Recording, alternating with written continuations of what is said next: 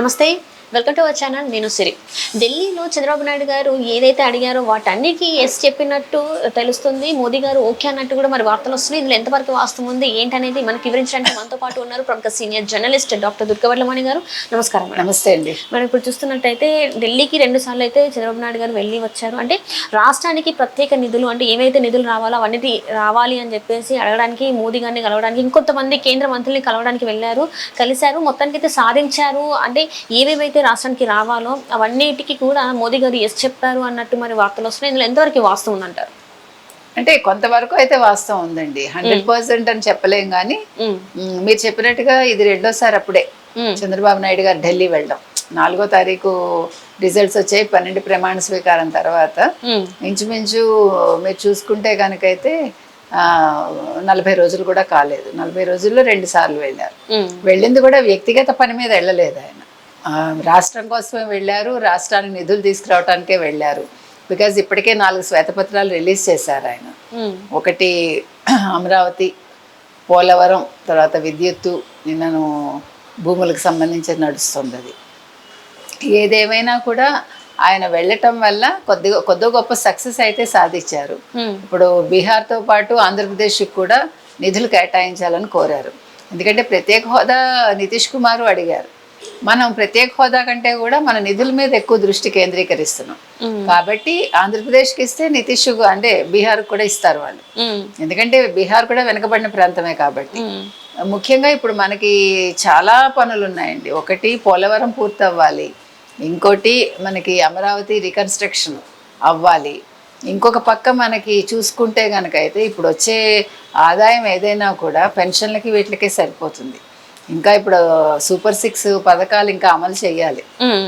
ఇంకా అవన్నీ మొదలవుతాయి. ఫీజు రియంబర్స్మెంట్ కావచ్చు, లేదు అమ్మక వందనం, ఇట్లా ఇవన్నీ కూడా ఉన్నాయి మనకి. వీటన్నింటికి కూడా చాలా ఖర్చు అవుతుంది. అదే కదా, నా వల్ల కాదు, నేను ఇవ్వలేను అని జగన్ అంటే కూడా ఈయన ఇవ్వచ్చు అని చెప్పి ఈయన చేస్తున్నారు కదా. దాని మీదే కదా గొడవ పెట్టాడు జగన్. అన్నీ ఊరికే హామీలు ఇచ్చేస్తున్నాడు ఆయన, ఉత్తుత్తి హామీలు, ఇవన్నీ జరగవు అని మాట్లాడాడు. ప్రతిదానికి వాళ్ళు ఇంకా 45 రోజులు కూడా కాలేదండి, మీరు అది చేయలేదు ఇది చేయలేదు అంటూ చంద్రబాబు నాయుడు గారి మీద పడుతున్నారు. అయితే ఇక్కడ చూడాల్సింది ఏంటంటే, మనం ఏ శాఖ తీసుకున్నా మనం చూస్తున్నాం ఎంతెంత అవినీతి ఉంది. నిన్న దేవాదాయ శాఖ తీసుకోండి, ఎంత అందులో అవినీతి జరిగింది. ఇంకా ఇది ఆరంభం మాత్రమే. ఇంకా లోపలికి వెళ్ళే కొద్దీ ఒక్కొక్కళ్ళు ఏం చేశారు అంటే ప్రతి శాఖలో ఏం జరిగింది అనేది మనకు అర్థమవుతుంది. అవినీతే కాదు, భూదందాలే కాదు, అసలు ఏది ముట్టుకుంటే అదే. మీకు ఎక్కడ చూసినా కబ్జాలు, కొట్లాట్లు జరిగాయి, దౌర్జన్యాలు జరిగాయి, ప్రజలు ఏడ్చారు చెప్పాలంటే. ఇవన్నీ చూసుకున్నప్పుడు ఒక్కొక్క శాఖ ఇది మనం రెవెన్యూ చూసాం, మనం ఫైళ్ళు మాయం చేయటం కావచ్చు. అంటే జగన్మోహన్ రెడ్డి హయాంలో జరిగిన అక్రమాలకు సంబంధించి ఈరోజు బయటికి తీస్తే అసలు ఒక్క రూపాయి ఎక్కడా లేదు ఒక శాఖలో కూడా. కాబట్టి నిధులు మనకు అంత అవసరం, అది మనం చెప్పొచ్చేది. నిధులు ఎందుకు, మనకి ప్రత్యేక హోదా రావచ్చు కదా. ప్రత్యేక హోదా వస్తే ఎంతవరకు సరిపోతుంది అనేది ఆలోచించకుండా ఎవరు మాట్లాడరు కదా. ఇప్పుడు ప్రత్యేక హోదాతో మొత్తం సమస్యలు పరిష్కారం అయిపోతాయంటే ప్రత్యేక హోదా మీదే దృష్టి పెడతాం. అంటే ప్రత్యేక హోదా, ప్రత్యేక ప్యాకేజ్ 2 వేరు అంటారా? ప్యాకేజ్ ఇంకా హోదా అనేది ప్రత్యేక ప్యాకేజ్ వేరు కదమ్మా. ప్రత్యేక ప్యాకేజ్ వల్ల మనకు కొంచెం ఎక్కువ అడ్వాంటేజెస్ ఉంటాయి, నిధులు ఎక్కువ రావటం మనకి. అంటే ప్రత్యేక హోదా వల్ల రాయితీలు అలాంటివి ఎక్కువ వస్తాయి మనకి. కానీ ఇప్పుడు రాయితీలు వాటి వల్ల మనకి ఎక్కువ ప్రయోజనం కాదు, మనకి ముందు నిధులు కావాలి. కాబట్టి మనం బుందేల్ఖండ్ తరహాలో ప్రత్యేక ప్యాకేజ్ కదా అడిగారు చంద్రబాబు నాయుడు గారు. సో మనకి ఎంత నిధులు వస్తే మనకి తొందరగా మనకి పనులు మొదలవుతాయి. అంటే మనం ఏమంటారు, పథకాలు ఇవ్వడానికే కాదు, రాష్ట్ర అభివృద్ధికి కూడా కావాలి కదా. ఇప్పుడు ఏ ప్రాజెక్ట్స్ మొదలు పెట్టాలన్నా కూడా మనకి డబ్బులు కావాలి. కాబట్టి ఇంకొక పక్క మనకి ఇప్పుడు ఇవి వస్తున్నాయి, కంపెనీలు వస్తున్నాయి, పెట్టుబడి పెడతామని. కానీ అది సరిపోదు కదా. కంపెనీలు వచ్చినా అవన్నీ మళ్ళీ ప్రొడక్టివిటీ వచ్చి ఇవన్నీ మళ్ళీ ముందుకు వెళ్ళటానికి మనకి దానికి టైం పడుతుంది. కాబట్టి ఏ రకంగా చూసుకున్నా కూడా మనకి డబ్బులు అవసరం.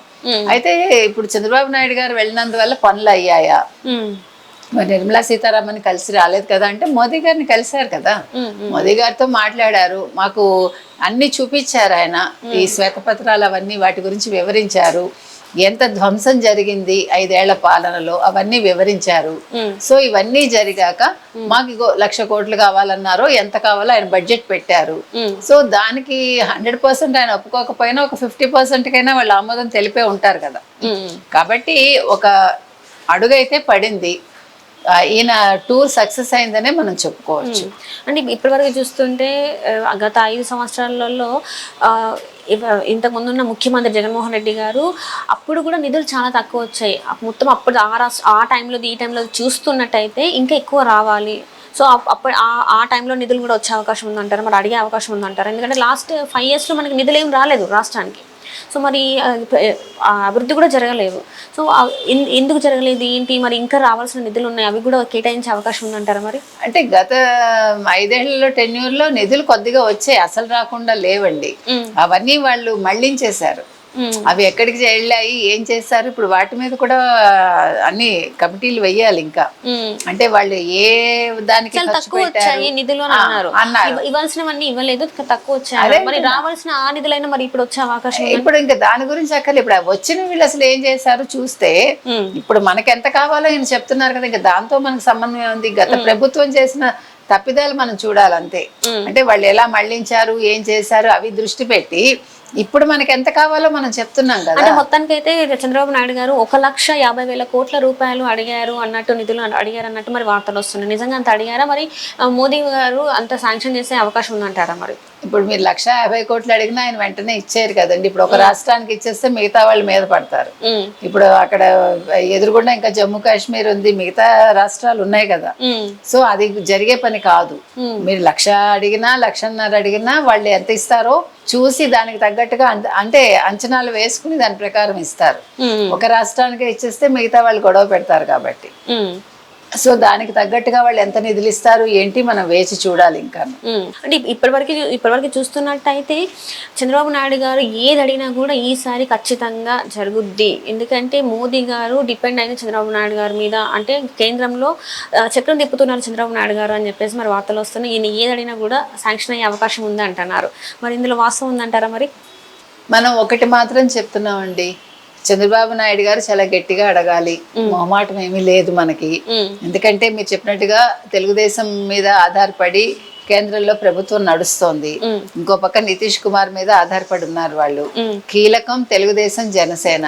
కాబట్టి ఈయన ఎంత గట్టిగా అడిగి, అంటే మనం డిమాండ్ చేసే అధికారం మనకుంది. మాకు ఖచ్చితంగా ఇంత నిధులు కావాలి, మా రాష్ట్ర అభివృద్ధికి మీరు తోడ్పడాలి అని ఈయన వాయిస్ రేస్ చేస్తే బాగుంటుంది.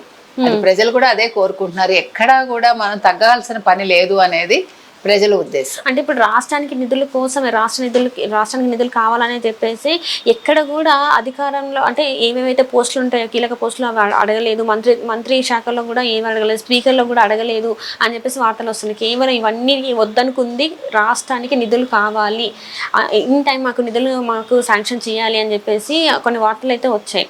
అది చంద్రబాబు నాయుడు కూడా చెప్పినట్టు మనం విన్నాం. మరి ఇప్పుడు ఇది ఎందుకంటే అడుగుతున్నారు కాబట్టి బడ్జెట్ సమావేశాలు అయ్యే ఛాన్స్ ఉన్నాయి కాబట్టి ఇప్పుడు మరి గట్టిగా అడిగే అవకాశం ఉందంటారా మరి? మీరు చెప్పినట్టుగా కరెక్ట్ అండి. ఒకటి, మనం ఈయన ఏ శాఖలు తీసుకోలేదు ఆంధ్రప్రదేశ్ సంబంధించి, జనసేన కూడా ఏది డిమాండ్ చేయలేదు. రెండోది, మనం అసలు ఇంకా స్పీకర్ పోస్ట్ కూడా అడగలేదు, ఏ రకంగా ఏది కోరుకోలేదు. ఇప్పుడు ఒకటి ఏంటంటే రాష్ట్ర అభివృద్ధి ఒక్కటే అందరి లక్ష్యం. అది తెలుగుదేశం కావచ్చు, జనసేన కావచ్చు, బీజేపీ కావచ్చు. కాబట్టి ఇక్కడ పురంధేశ్వరి గారు కూడా ఆవిడ వంతు సహాయం ఆవిడ చెయ్యాలి. ఎందుకంటే మొన్న గెలుపు ఓటముల్లో వాళ్ళు కూడా ఉన్నారు కదా. ఇప్పుడు ఈరోజు 164 వచ్చాయంటే వాళ్ళు వీళ్ళ మీద ఆధారపడినట్టేగా, తెలుగుదేశం మీద జనసేన మీద. ఇండివిజువల్ గా బీజేపీ పోటీ చేస్తుంటే వచ్చుండేవి కాదు అవి. డెఫినెట్ గా ఇక్కడ బీజేపీ తరఫున పురంధేశ్వరి గారు కూడా పోరాడాలి, తీసుకురావాలి నిధులు. ఆవిడ కూడా దానికోసం అని ప్రయత్నించాలి. చంద్రబాబు నాయుడు గారు కూడా గట్టిగా ఇంకా మాట్లాడచ్చు, తప్పులేదు. అదేవిధంగా పవన్ కళ్యాణ్ గారు కూడా మోదీని కలుస్తానంటున్నారు. కలిస్తే నిధుల విషయం ఆయన గట్టిగా చర్చించాలి. ఎందుకంటే బడ్జెట్ సమావేశాలు ఉన్నాయి. బడ్జెట్లో మనకంటూ కొంత ఎలొకేషన్ వస్తే కొంచెం మన గొంతు వినిపించాము, మనకు వచ్చాయనే తృప్తి ఉంటుంది. ఫర్దర్గా వాళ్ళతోటి మనకి సత్సంబంధాలు కొనసాగుతాయి. Right, thank you so much.